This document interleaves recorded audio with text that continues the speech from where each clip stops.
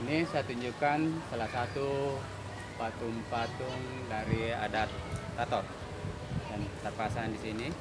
Oke, saya balik. Ya, ini ada 3 buah patung besar. Ini. Terus di belakang saya ini ada patung yang lagi mengendarai seekor kerbau.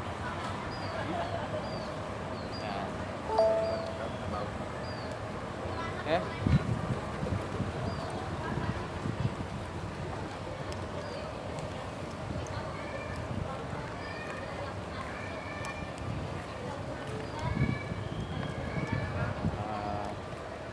Oke, saya menuju salah satu tempat seperti ini, kayaknya mirip diktator itu perkuburan, tapi ini hanya imitasi. Ada cewek itu di belakang lagi foto selfie. Ya, beginilah gambaran di Kabupaten Tator. Itu mayat-mayatnya disimpan di dalam batu. Itu. Dan di belakang ini rumah tongkonang, biasa juga disimpan mayat di situ. Ya, ini rumah tongkonang yang paling besar tanpa mayat.